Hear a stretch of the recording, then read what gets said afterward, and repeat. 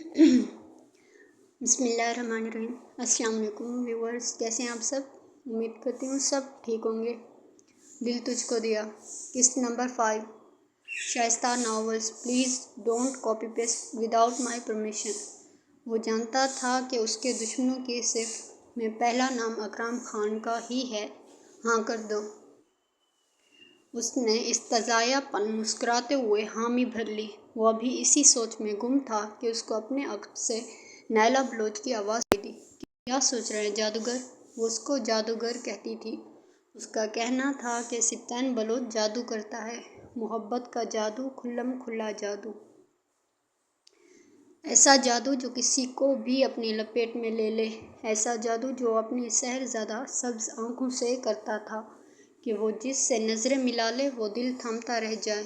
ठीक कहती थी वो। सिप्तान बलोच एक जादूगर था और वो उस जादूगर के जादू में हर लम्हा हर पल दीवानी होती थी।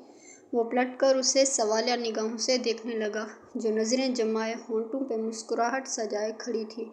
वो चलती हुई उसके बराबर आई और नज़रें इतराफ़ में लगे रंग बिरंगे फूलों पे टिका ली। तुम अगर मुझे इस नाम से पुकारना छोड़ दो तो बता सकता हूँ कि क्या सोचता हूँ मैं। वो दांत पीसते हुए आंखों में गुस्सा चढ़ाए उससे कहने लगा। हा हा हा हा। उसकी बात और बात करने का अंदाज़ देखकर वो अपना कहका ना रोक सकी। उसके कहका लगाने पे सिप्तान बलोच ने उसे जिन नज़रों से देखा वो फ़ौरन हंसी दबा गई। जादूगर हो तो जादूगर ही कहूँगी ना। वो उसके गुस्से से मसनूई सा खौफ होती उससे पूछ गई, जबकि आंखों में वाज़ेह शरारत नाच रही थी। जो भी है, मुझे इन चीप नामों से चिढ़ है तो ज़रा ख्याल करना। वो उसकी आंखों में शरारत देख चुका था, इसलिए उसे तहम्मुल से समझाने की कोशिश की, पर हमेशा की तरह नैला के कान में जूं तक न रेंगी। वो उसकी हर बात मान सकती थी, लेकिन ये नाम उसे अजीज़ था, बिल्कुल सिप्तान बलोच की तरह। वो उसकी हरकतों पे नफ़ी में सर हिलाता अंदर की तरफ बढ़ गया और वो वहीं पे खड़ी फूलों पे नज़रें जमाए इस जादूगर के बारे में सोचने लगी।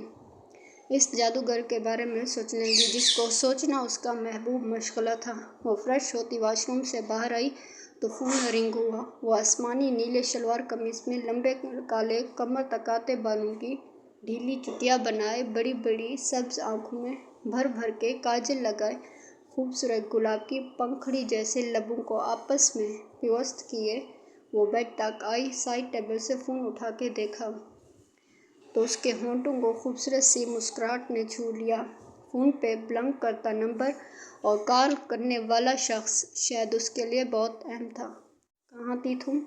मैं इतनी देर से तुम्हें कॉल्स कर रहा हूँ। हसन बलोच ने गुस्से और झुंझलाहट के मिलो जुले एहसास के साथ अपनी दुश्मन जाँ और बीवी से सवाल किया, जो आजकल उससे कुछ नाराज़ सी रहती थी।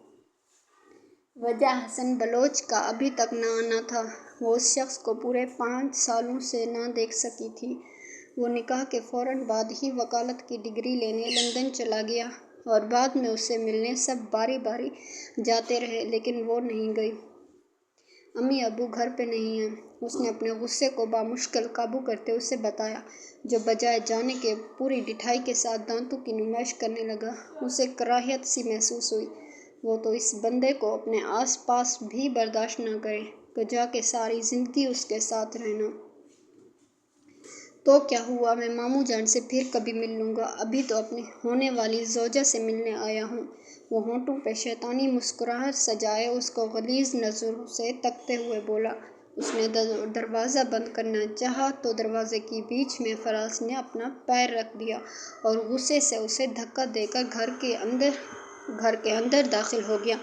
शनाया घर में अकेली इस शैतान के साथ होने पर खौफ से लर्ज़ उठी। उसे पता था ये इंसान अच्छा नहीं है, पर इस हद तक गिर सकता है ये उसने सोचा भी नहीं था। उसने वहाँ से भाग जाना चाहा, पर इससे पहले ही फराज ने उसकी कलाई पकड़ ली। कहाँ भाग रही हो? आज तो मौका हाथ लगा है। बड़ी मुश्किलों से तो मासूम चिड़िया हाथ लगी है। वो उसकी कलाई सख्ती से जकड़े गोया उसके कानों में सूर फूंक रहा था। प्लीज़ मुझे जाने दो। वो बेबसी से रोते हुए इल्तिजा कर गई, पर सामने खड़े शैतान पर रत्ती बराबर भी फ़र्क न पड़ा। وہ تو جیسے اس کی حالت انجوائے کر رہا تھا۔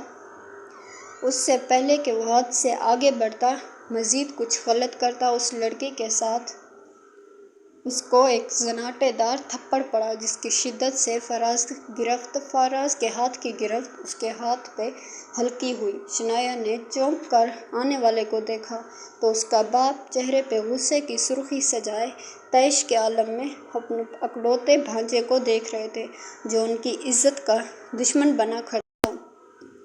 فراز نے بھی غصے سے خود پر ہاتھ اٹھانے والے کو دیکھا تو بس ایک لمحے کے لیے شرمندگی ہوئی۔ اگلے ہی لمحے وہ شنایا کی طرف شیطانی مسکراہٹ اچھالے بولا، ماموں اچھا ہوا آپ آ گئے۔ آپ کی یہ بیٹی مجھے اس کی بات ابھی پوری بھی نہیں ہوئی تھی کہ ایک اور تھپڑ پڑا۔ شنایا بھاگ کے اپنی ماں کے گلے لگی اور بے بسی سے پھوٹ پھوٹ کے رو دی۔ شور کی آواز سے انایا کی آنکھ کھلی تو وہ بھاگ کے باہر آئی۔ باپ کو غصے میں دیکھ کے وہیں رک گئی اور معاملہ سمجھنے کی کوشش کرنے لگی کہ آخر ہوا کیا ہے۔ بے غیرت ذلیل انسان، تو میرے ہی گھر میں میری عزت پر ڈاکہ ڈالنے آیا ہے، میں تیری جان لے لوں گا۔ ریاض صاحب نے اسے ایک اور تھپڑ رسید کرتے ہوئے دھکے دے کے گھر سے باہر نکال دیا۔ غصے سے ان کا سانس پھول گیا۔